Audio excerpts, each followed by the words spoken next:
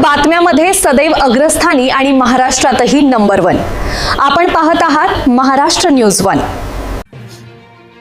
राष्ट्रपती द्रौपदी मुर्मू यांचे श्री संत गजानन महाराज समाधीस्थळी भावपूर्ण दर्शन।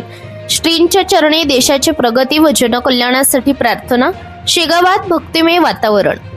भारताच्या 15व्या विद्यमान राष्ट्रपती महामहिम श्रीपती द्रौपदी मुर्मू यांनी बुधवार दिनांक 25 फेब्रुवारी 2026 रोजी श्री क्षेत्र शेगाव येथे आगमन करून श्री संत गजानन महाराजांच्या पवित्र समाधीचे मनोभावे दर्शन घेतले। राष्ट्रीय आरोग्य मेळाव्याच्या उद्घाटनानिमित्त शेगाव दौऱ्यावर आलेल्या राष्ट्रपतींनी आपल्या व्यस्त कार्यक्रमातून वेळ काढत श्रींच्या चरणी नतमस्तक होत देशाच्या प्रगतीसाठी, जनतेच्या सुख समृद्धीसाठी आणि विश्व शांतीसाठी प्रार्थना केली। राष्ट्रपतींच्या आगमनाने संपूर्ण श्री मंदिर परिसर भक्तिभाव, उत्साह आणि आध्यात्मिक ऊर्जा यांनी भारून गेला होता।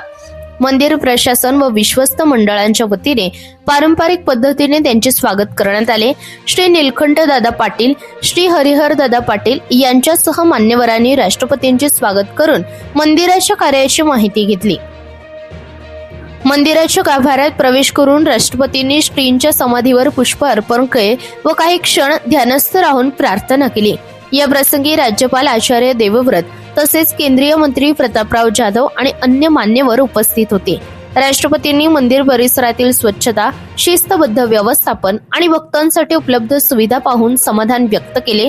श्री मंदिर संस्थांमार्फत राबवण्यात येणाऱ्या विविध लोक उपयोगी उपक्रमांची माहितीही त्यांनी यावेळी जाणून घेतली।